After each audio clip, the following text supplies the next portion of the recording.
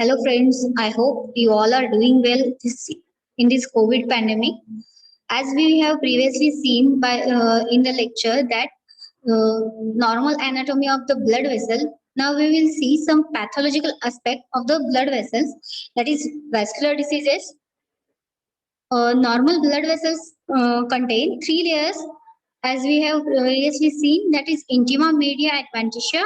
Intima is with internal elastic lamina, media, and after that external elastic lamina and adventitia. Arteries having some large elastic arteries like aorta, innominate artery, and subclavian artery. Then muscular, medium-sized arteries that are renal and coronary artery, and small arteries and arterioles. Then capillaries, veins, including post-capillary venules, collecting venules. Then, what is meant by the vascular diseases? Basically, vascular diseases is any condition that affects your network of blood vessels. This network is known as your vascular or circulatory system. Vascular word comes from the Latin word which means the hollow container. If your entire network of the blood vessels was stretched end to end, they could entirely circle the earth multiple times. This is due to the elasticity of our blood vessels. Some of these vessels carry the blood from the heart. As heart beats, it pumps the blood with oxygen and nutrients to feed your tissues and organ and carry off the waste. As we know that arteries move blood away from the heart and veins return it. So there are some lymph vessels and lymph nodes which are the part of your separate cleaning system that get rid your body of damaged cells. They also help to protect you from the infections and cancers. These vessels pick up the fluid from the tissues throughout your body. That fluids drains back into the veins under your collarbones. This is just a pictorial diagram for your understanding the anatomy of the vessels. As you see in the on the left side, there is an artery having thick connective tissue and smooth muscle layer with endothelium, which carries blood away from the heart, and vein, which is having a compared to the arteries, thin smooth muscle layer, endothelium with walls which carry blood towards the heart, and the middlemost is the capillaries which having only endothelial layer with a basement membrane which are used for the exchange of the gases. Then in this we see the cut section of the artery containing tunica interna, media and externa. Cut section of the capillary showing the endothelial cells with a basement membrane, and cut section of a wall vein with a wall and other tunica interna, media and externa. Then the histological structure of a blood vessel. As we see, the elastic artery is having the internal elastic layer along with endothelium in tunica interna, thick muscular layer of tunica media, and then tunica externa. And in larger vein, tunica externa, media is not that much as thick compared to the arteries, and tunica interna with endothelium. Then medium sized veins and venules with fenestrated capillaries having the pores and endothelial cell with basement membrane. Then the continuous capillaries, arterioles, which has only tunica media with smooth muscle cell and endothelium with basement membrane, and muscular arteries having all three layers. Then this is a pictorial histological diagram showing intima having endothelium. Just below that is the internal elastic lamina, then tunica media having the smooth muscle layer. After that, external elastic lamina, and after that, outermost layer is adventitia.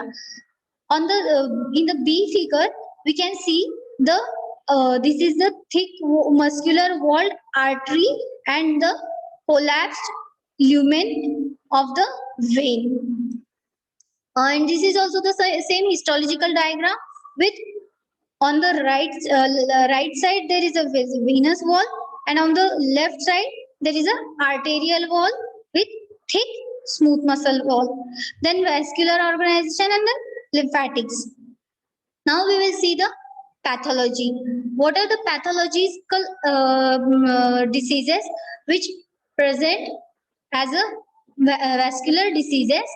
Of these are some congenital anomalies, then arteriosclerosis, hypertension, then vasculitis, that is inflammation, then aneurysm and dissections, vein and lymphatics, and some tumors. Then first you will see the most commonly occurring atherosclerosis. In your clinical practice, you will see most common patient of the blood vessel disease is atherosclerosis. Of this, atheros means the soft gruel-like and scleros means hardening. Basically, atherosclerosis is a disease of large and medium-sized muscular arteries and is characterized by mainly three structures, that is endothelial dysfunction occurs, then vascular inflammation occurs, then there is a buildup of lipid, cholesterol, calcium and cellular debris within the intima of the vessel wall. Then it is characterized mainly by the intimal lesions called as atheromas, also called as atheromatous or atherosclerotic plaques that protrude into the vascular lumina. On the right side picture, we can see the normal coronary artery. Then there is a atherosclerosed artery having thickened atherosclerotic plaque causing the smaller lumina, and then there is a atherosclerosis with a blood clot causing the total obstruction of the lumen of the artery. Then atherosclerosis primarily affect the elastic arteries, that is aorta, carotid and iliac arteries, some large and medium sized muscular arteries, that is coronary and popliteal arteries. In some small arteries, atheromas, which gradually occlude the lumina, compromise the blood flow to the distal organ and cause ischemic injury. Ischemic injury means there is a damaged tissue due to the obstruction to the blood flow to that tissue, means ischemia. Then we can see in this picture is the major sites for occurrence of the atherosclerosis. In that, most common is the abdominal aorta with elastic arteries. Second most common is the coronary arteries. Third one is the thoracic aorta. Fourth, internal carotid artery and cerebral artery. Then basically, atherosclerosis is a process of progressive lipid accumulation that with the formation of multiple plaques within the arteries, which cause obstruction or narrowing of the lumen of the artery. In this, on the right side of the picture, we can see the atherosclerotic plaque and its contents.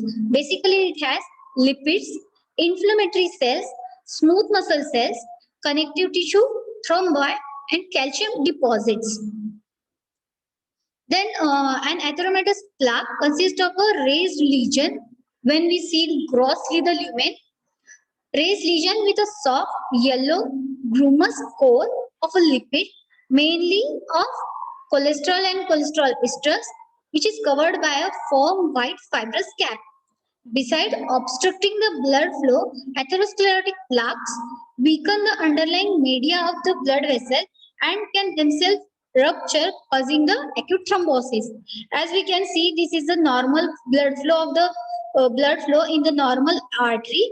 Then this is, in second picture we can see the atheromatous plaque causing the narrowing of a lumen, and in third picture there is a rupture of the atheromatous plaque leading to the bleeding and formation of a clot and complete obstruction of the lumen. And this is the transverse section. We can see in this there is a atheromatous plaque in the smooth muscle layer, and at one single place there is an ulceration of the endothelial layer. Atherosclerosis or arteriosclerosis is a slow, progressive building up of plaque, fatty substances, cholesterol, cellular waste products, and calcium and fibrin in the inner lining of a blood vessel. This is the pictorial figure, histological figure. We can see there is a fibrous cap just below the endothelium. This is the endothelium. I am showing with a pointer. Just below that, there is a fibrous cap with disrupted elastic lamina and smooth muscle cell proliferation. The inner core contains foam cells with a extracellular lipid pore pool. This is the extracellular lipid pool. And of course, there is the inflammatory response in the form of lymphocyte and plasma cells. This is the lymphocyte, this is the plasma cell. And in the inner core, there is also a necrotic debris.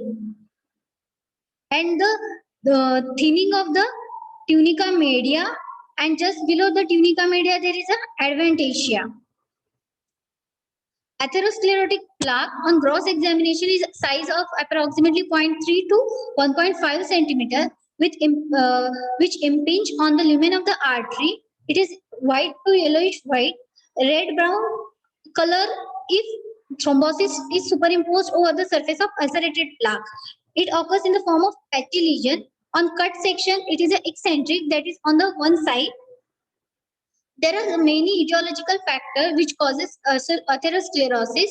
Major risk factors are divided into modifiable and non-modifiable. Modifiable means we can change by the lifestyle changes and other changes such as dyslipidemia, abnormal lipid levels, hypertension, raised blood pressure, diabetes mellitus, increased blood sugar level, and smoking. These are modifiable.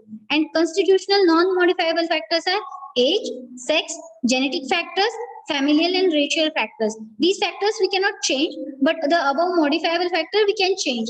And some emerging risk factors are environmental influences, obesity, hormones such as estrogen deficiency, oral contraceptive, physical inactivity, stressful life, homocystinuria, role of alcohol, prothrombic factor, infections, and high CRP, that is C-reactive proteins. In morphological lesions, we can see the fatty streaks and dots on the intima themselves, which are harmless, but at many times the fatty streaks and dots act as a precursor lesion for the formation of atheromatous plaque. These are prominent over the aorta and very small size, approximately around 1 millimeter size with multiple dots, flat or elevated lesions. Microscopically, when we saw, there we see foam cells, smooth muscle cell, lymphoid cell, small amount of extracellular lipid, collagen, proteoglycans. Second one is the gelatinous lesions which develop in the intima of the aorta and major arteries in first few months. Grossly, when we see the gelatinous lesion, we can see that ground or oval circumscribed grayish elevation about 1 centimeter diameter. On microscopically, we can see the gelatinous lesions are the foci of increased ground substance in the intima with thin overlap endothelium. And last one is the atheromatous plaque, which develops over the period of time. When fully developed, the lesion is called as atherosclerotic lesion is called as atheromatous plaque, or sometimes fibrous plaque or atheroma. It is most often and severely affects the abdominal aorta. Major branches of aorta are around the ostia, that is iliac artery, femoral artery, carotid, coronary, and cerebral arteries.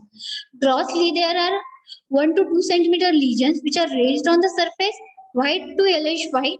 Microscopically, as we have previously seen, there is a fibrous cap, cellular layer, cellular area containing macrophages, foam cell, lymphocyte. Deeper central soft core contains lipid material, cholesterol cap, fibrin, and necrotic debris. Older and advanced lesion contain collagen in the fibrous cap. Now grossly, this is the cut section of the aorta showing yellowish to whitish areas, that is atheromatous plaque, which are raised above the surface with narrowed vascular lumina. Same in the right sided picture also. This is also the same picture showing the atheromatous plaque. Now, what is meant by fatty streaks? These are around approximately 1 millimeter size, which foliates to form about 1 centimeter long, can appear in the aortas of infants also.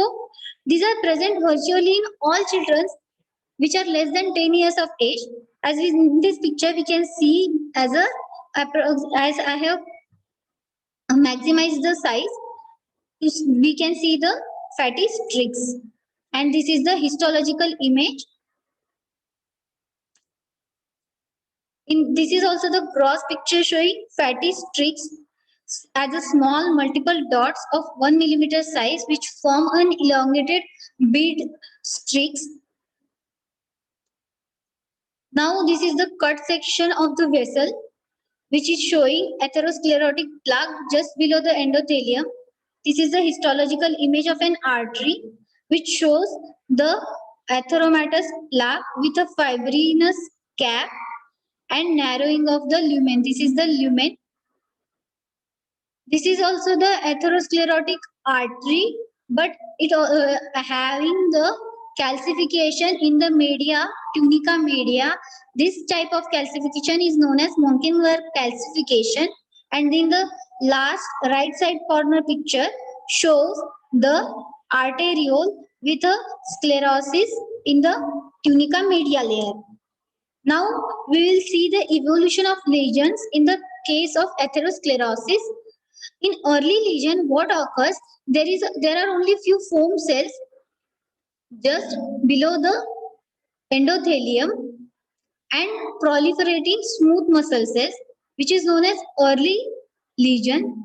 In the fully developed atheromatous plaque, we can see the thinning of the tunica media with cholesterol cleft in a core in the lipid pool with necrosis and foam cells covered by the fibrinous cap and very thinned out the media. And in a complicated plaque, we can see along with the necrosis, lipid pool, cholesterol clefts and foam cells, we can see the calcified area. Atherosclerosis when the means the, as we have previously seen, hardening with a loss of elasticity. When these affect the arterioles or medium arteries and large arteries, these are known as arteriosclerosis, that is any hardening and loss of elasticity of medium or large size arteries. When this process affect the smaller arteries or arterioles, these are known as arteriosclerosis. And then how will you define the atherosclerosis? Atherosclerosis is a hardening of an artery, especially due to the atheromatous plaque. In Greek, athero means orange. Atherosclerosis is also a form of arteriosclerosis. In this histological picture, I would like to show you the pathogenesis and morphology of arteriosclerosis, which is commonly seen in a patient of hypertension. What occurs in hypertension? There is a stress which is hemodynamic and metabolic, which leads to the increased permeability of the blood vessels, causing leakage of the plasma components with increased extracellular matrix and smooth muscle proliferation, leading to the vascular injury from the malignant hypertension. In first left side image, we can see the hyaline arteriosclerosis, that is, there is a deposition of pink eosinophilic hyaline material just above the tunica media layer. Due to deposition of hyaline material, it is called as hyaline arteriosclerosis. In the image B, we can see the hyperplastic arteriosclerosis, that is, proliferated smooth muscle cells are present, that is, hyperplasia of the smooth muscle cell layer has occurred. And in the last image C, we can see there is a fibrinoid type of necrosis with polymorphonuclear leukocyte. Whenever there is a necrosis, that is cell death or death of the tissue, there is an inflammatory response by the body in the form of polymorphonuclear leukocyte. In all three arteriosclerosis, there is a narrowing of the lumen has occurred due to any other process, including hyalinization, hyperplasia, and necrosis.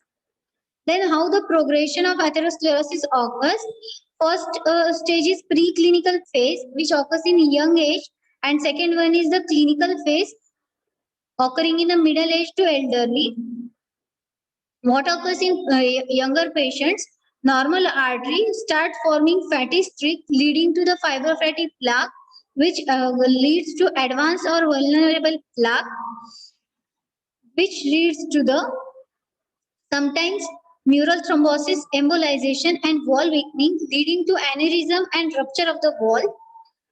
Sometimes it leads to plaque rupture, plaque erosion, plaque hemorrhage, mural thrombosis, and embolization, which lead to occlusion by the thrombus, and sometimes progressive plaque growth causing critical stenosis of the artery. Stenosis means lumen narrowing.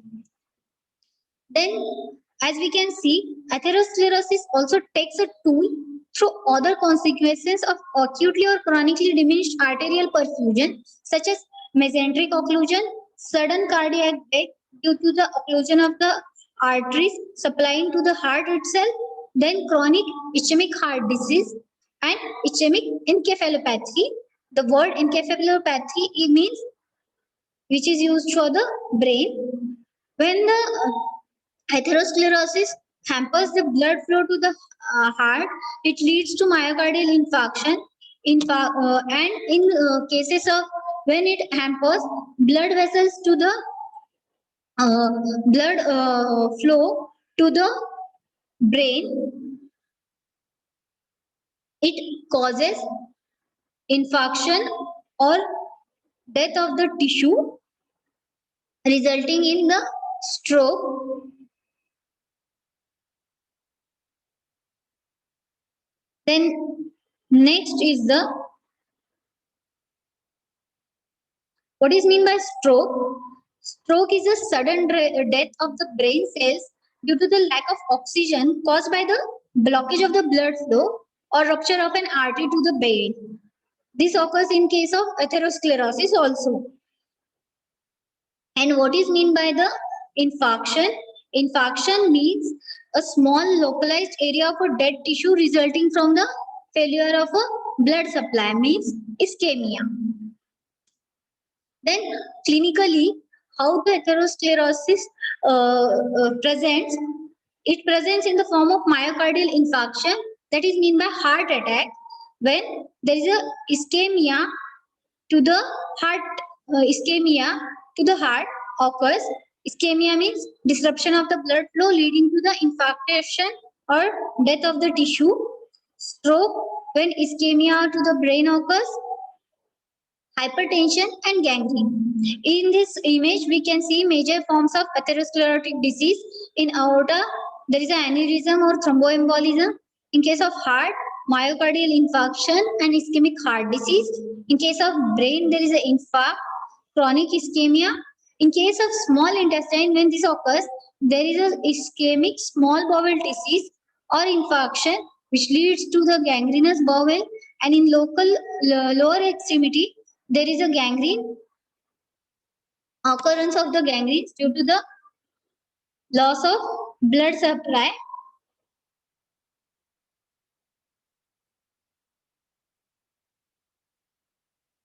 And sometimes there is a claudication. Claudication means cramping pain occurring in the leg, which is induced by any exercise or walking, which is caused by the obstruction of the blood supply. Now we will see atheroma. As we have previously known, atheroma means atheromatous plaque itself. This is the first one is a gross picture in case of atheroma of myocardial infarction. This is the area of infarction, that is death of the heart tissue. Atheroma leading to cerebral infarction in a brain.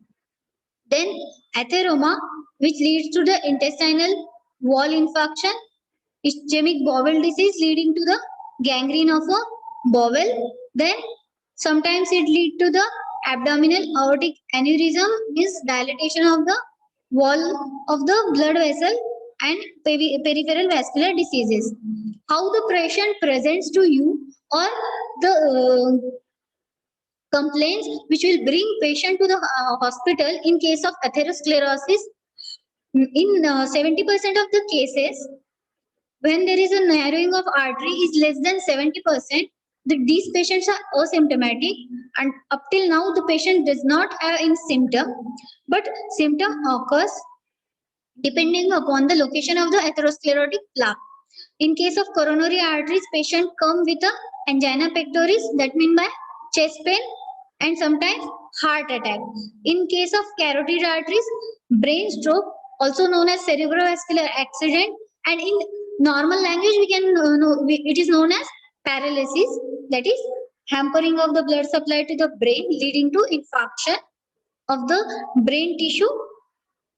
When it present in the legs, there is a leg cramps, that is intermittent claudication. In case of renal artery, patient presents at renal failure or high blood pressure, that's malignant hypertension.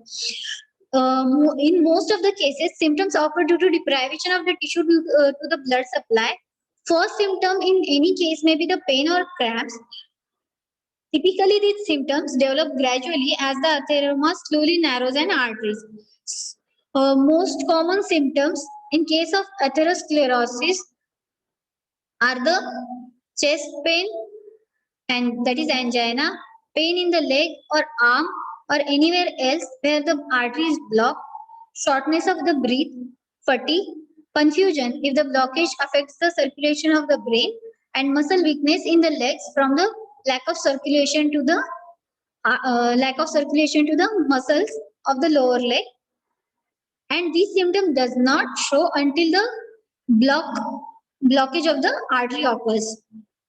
Then how will you screen the patient in case of chest pain, which you see in your clinical practice? Most common patients, commonly due to atherosclerosis, patient came with a chest pain. First, we will do electrocardiogram, that is, which measures the electrical impedance, which is known as ECG. Then second is a stress test, which measures blood supply to the heart. And last one is the coronary angiography, which shows specific sites of the narrowing in a coronaries. Then how will we prevent and treat the patients with the atherosclerosis? I am giving just you the idea about it. We will not go in the details. We will modify the risk factors such as smoking. We decrease smoking, high blood cholesterol level by lifestyle modification, high blood pressure, obesity, and physical inactivity. When the atherosclerosis becomes severe, the complications themselves must be treated first. Then we will see vasculitis. Whenever there is a suffix itis is used, it is mean by inflammation. Remember this. Then vasculitis means the inflammation and damage to the blood vessels. Due to the inflammation and damage, the vessel lumen is usually compromised, leads to the ischemia of the tissues that it supply. It may involve a single organ or it may involve multiple organs. We will just know about the classification. Depending upon the cause, there may be a primary vasculitis or secondary vasculitis. In primary vasculitis, it occurs in the absence of any recognized precipitating cause or associated disease. And in case of secondary vasculitis, it occurs secondary to an established disease, infection, malignancy, or drugs, or any one of these. And depending upon the vessel size, there are large vessel vasculitis, medium size vasculitis, and small vessel vasculitis. No need to go into the details about each type. You will learn this in your second year. Then this is the pictorial image showing the large vessel vasculitis, that is such as giant cell arteritis and Takayasu, medium vessel vasculitis, and small vessel vasculitis, having two types in which there is a paucity of immune complexes and some are immune complex mediated. This is also the same figure. This is the histological diagram showing small vessel vasculitis. There are small vessels below, just below this is the endothelial lining. There is an inflammatory mononuclear and granulocyte cell infiltrate. This is a small image which I have tried to zoom, but you can see there are some lymphocytes and some polymorphs with plasma cells. Now we will see the aneurysms. What is meant by aneurysm? Aneurysm is just a localized abnormal dilatation of a blood vessel or heart due to the blood vessel wall stress.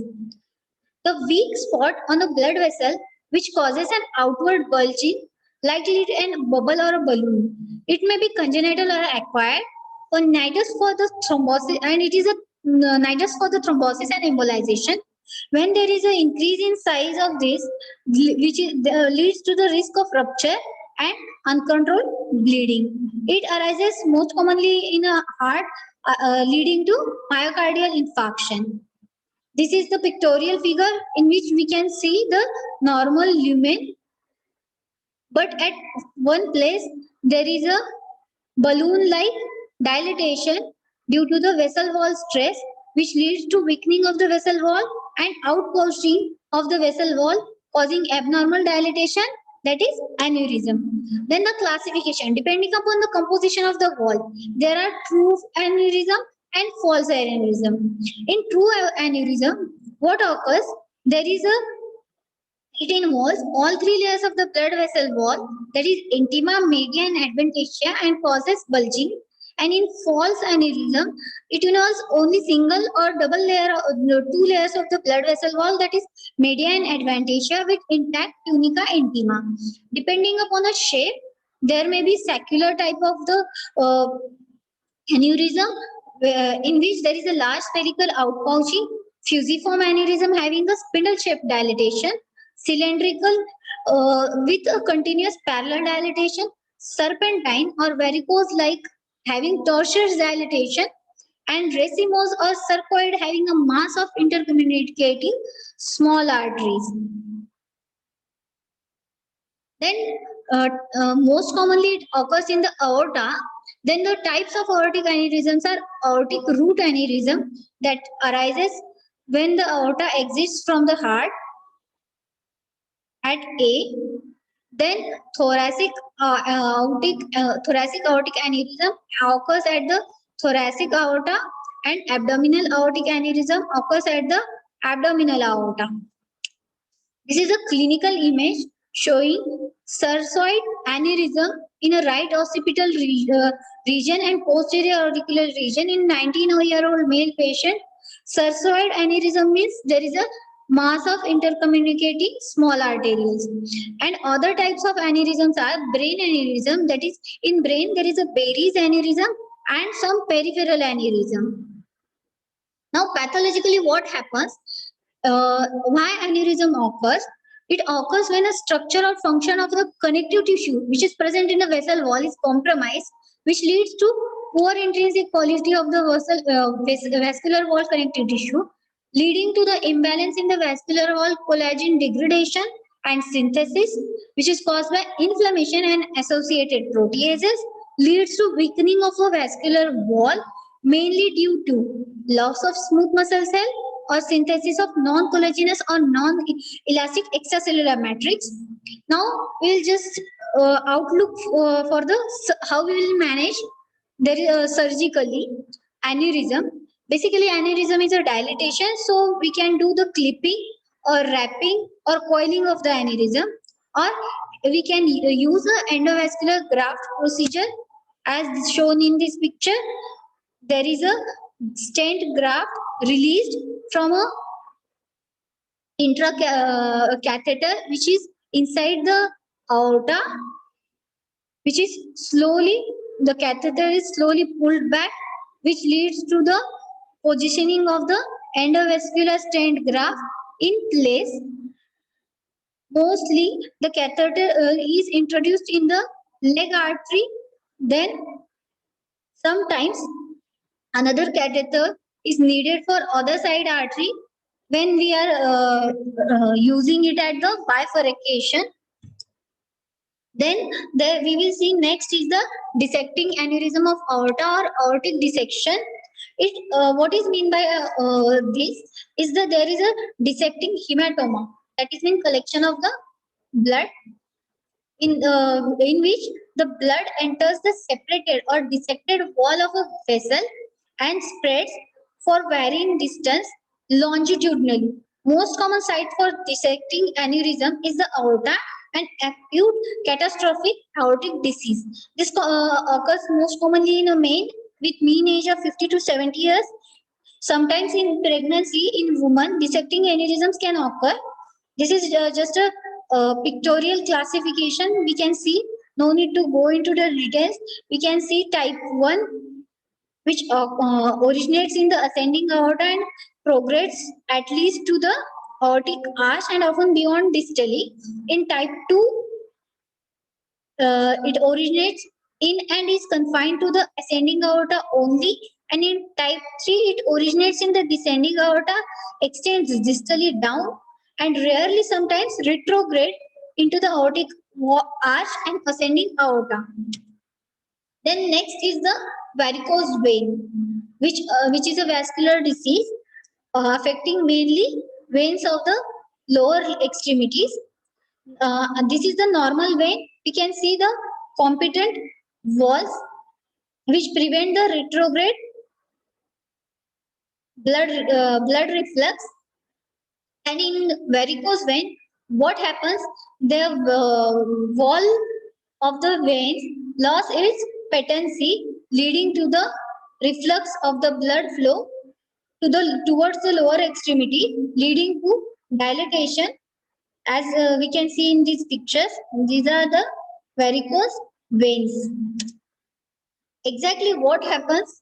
What is the definition of a varicose veins?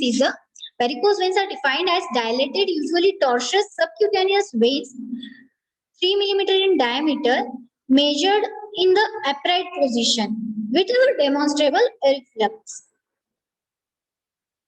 There are main two measurements of hands are ulnar and radial vein. Then why we cannot see varicose veins of hands? Why varicose veins of legs only? The answer is, why is the gravity. And as we know that gravity is responsible for the Newton's law in our physics.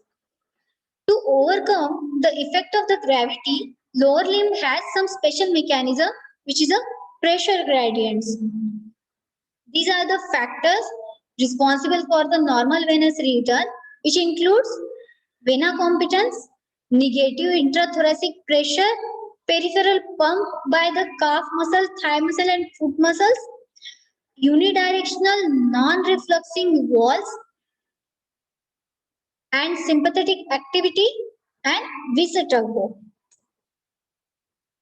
What happens in relaxation phase when is during the muscle relaxation, pressure within the calf compartment falls, leads to the blood from the superficial vein to enter the deep veins. The superficial venous pressure continued to fall till the threshold is reached. The threshold is approximately 30 millimeter of mercury. Venous inflow now keeps a pace with the ejection from a deep vein. This occurs due to patency of the vein and competent walls. And during the contraction phase, what happens? As muscle contracts, pressure within the calf compartment rises to up to the 200 to 300 millimeter of mercury. So the blood from the deep vein then enters the inferior vena cava. Then walls of the perforator veins get closed to prevent the retrograde reflux. This is the image.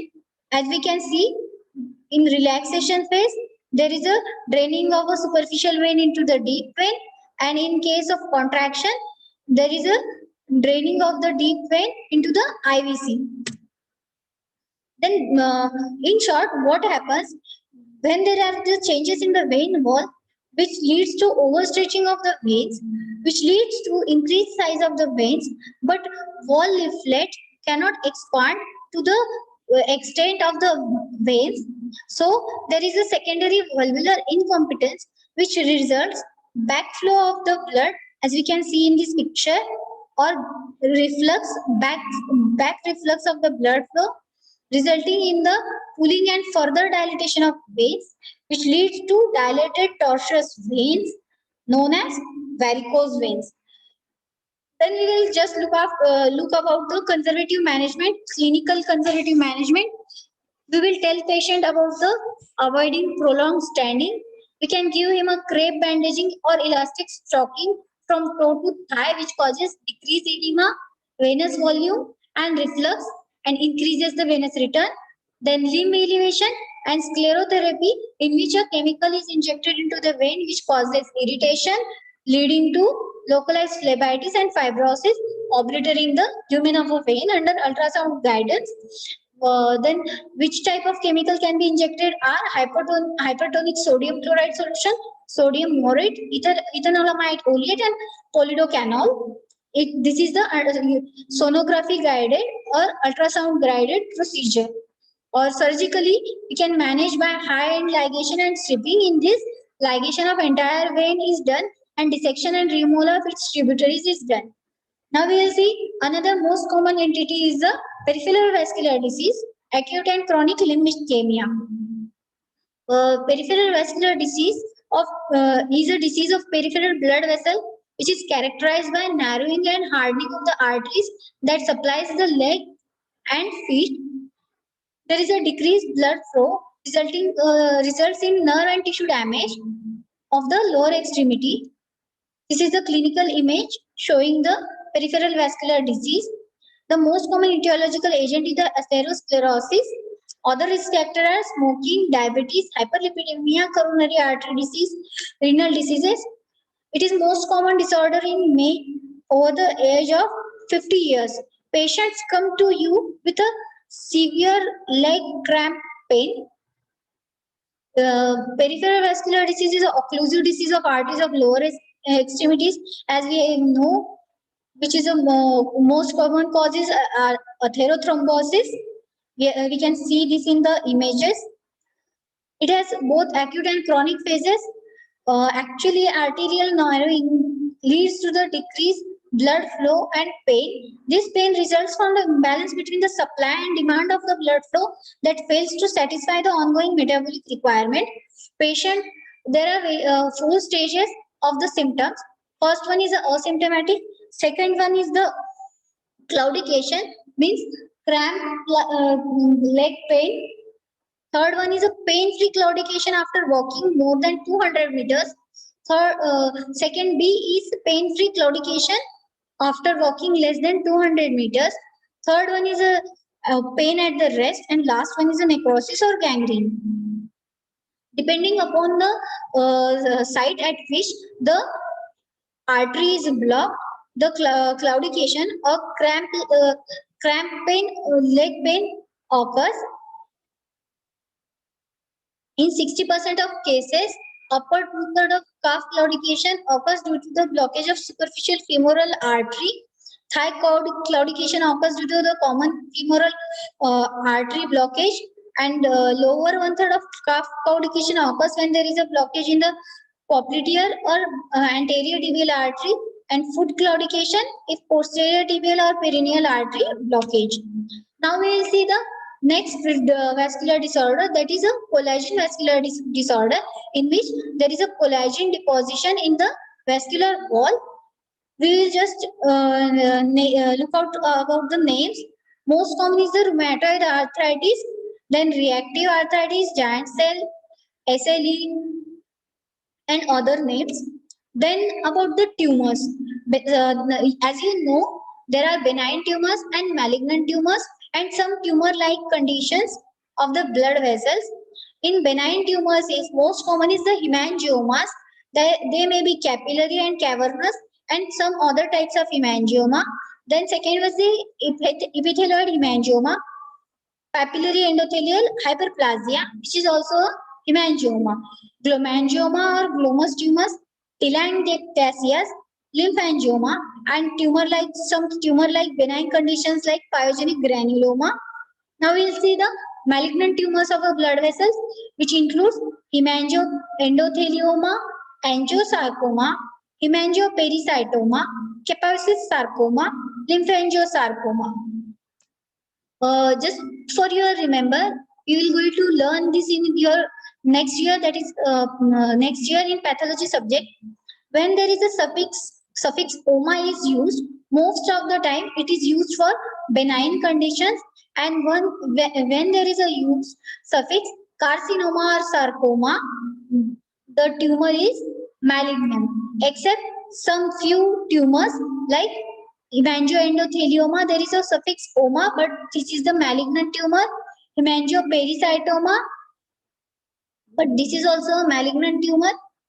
As in angiosarcoma, sarcoma is used. This is the malignant tumor. Now, grossly, we will see what we have learned up till now. In image 1, we can see the normal artery. On cross section also a normal arterial wall with a normal blood flow. When there is a narrowing of artery with inflammation, there is a decreased blood flow. In third picture, we can see the totally occluded artery due to an inflammation and scarring, leading to obstruction, complete obstruction of the blood flow. And last image, we can see about the abnormal dilatation of the blood vessel wall, leading to abnormal blood flow, because dilatation containing very thin arterial wall, and it can lead to a thrombus or clot. Uh, Thank you so much for listening carefully.